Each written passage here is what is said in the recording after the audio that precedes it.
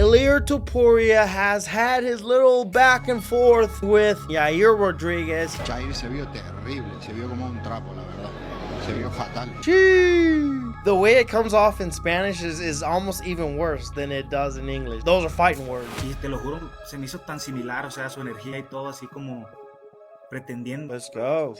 I know Yair, he's a very calm and serious man. It actually really got to him, right? He's basically saying, two weight classes, human smashing, fight ready assassin. Gastelum passing him, double leg him and tapping him. Who was the first to bring the smoke straight to Adesanya? This 5'9" middleweight, call me the brown bomber. Ilia Topuria has had his little back and forth bickering with another contender in the featherweight division in Yair Rodriguez. He's got a fight in Mexico City just the week after the featherweight title is being challenged, and the two have been going back and forth on social media, having the little side beef while they were building up for their own fights, right? Yair has a huge contenders fight against Brian Ortega out in Mexico City. And obviously, Ilia Topuria is challenging for the featherweight title. And so, these two have been going back and forth. And let's play the clip here. It was an interview by ESPN Spanish correspondent Carlos Contreras Legaspi. So here, let's see the clip. Jair se vio terrible, se vio como un trapo, la verdad. Se vio fatal. Más que te agarre a ver quién es el trapo, ¿no? Entonces, no importa lo último lo que quiera decir, ¿sabes?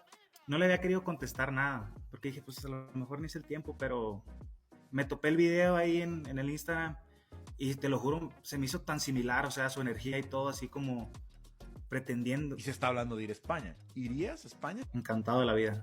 Me imagino que ya te contaron algunas cositas ahí en tus redes sociales, ¿no? Que se agarren, que digan lo que quieran, no pasa nada. Basically, Ilia has been extremely critical of Yair Rodriguez's performance against Alex Volkanovski. Obviously, that was his last fight. That was his last loss against Volk. And Ilia was extremely critical, saying he looked terrible.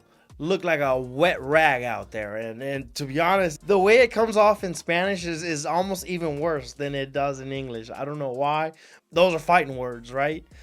And Yair, I know Yair, he's not a guy to mouth off. He's not a guy to be obnoxious and talk a lot of crap to his opponent. He's a very calm and serious man.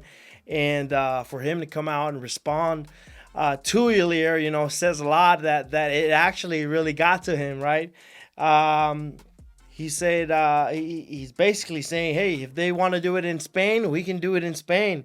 But, he said next time I see him, it's on site, basically, between Yair and Ilia Topuria.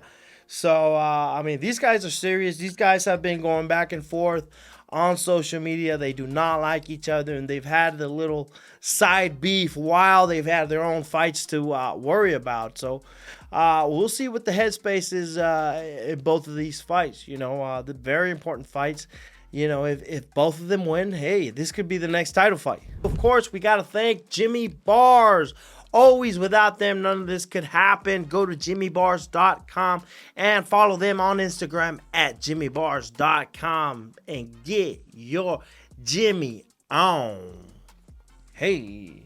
So UFC 298 is happening. And I'm very excited to see Alex Volkanovski return up against Ilia Topuria, who is undefeated. He is a hungry young contender that is super confident and ready to make some noise right in this division. And he looks to be like he's on his way to be like a star in the UFC. And I'm very excited about this fight. Alex obviously is coming off his loss against Islam Makhachev that he took on freaking 5 days notice. The dude is a psychopath.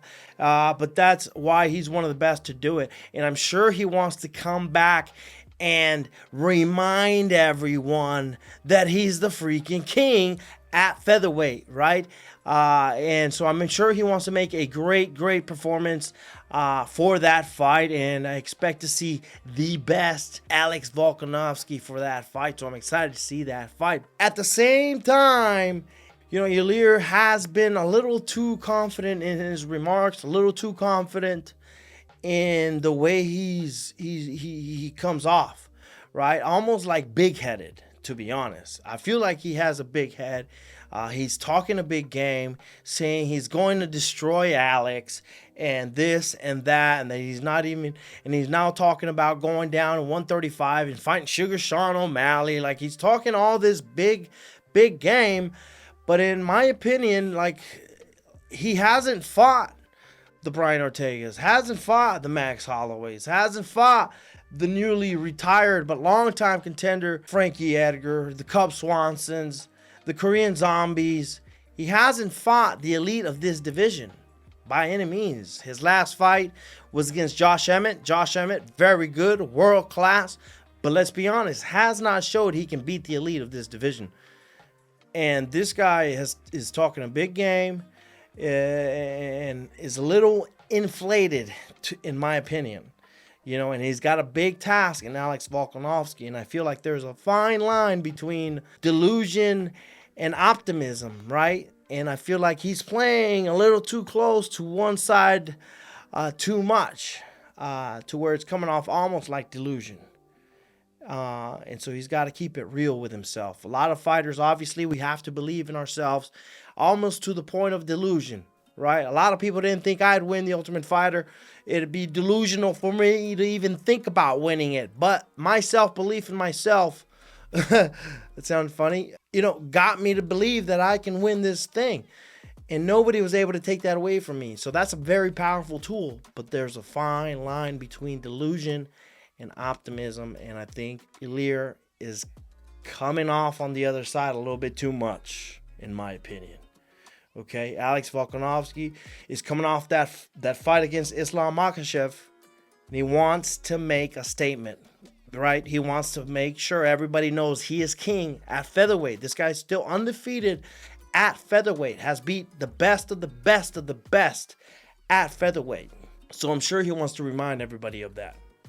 And I'm excited. I'm excited to see him come back, put on a show for the people, and, you know, put a little humbleness in this young man here in Yair, right? So I'm excited for that. UFC 298 coming up soon.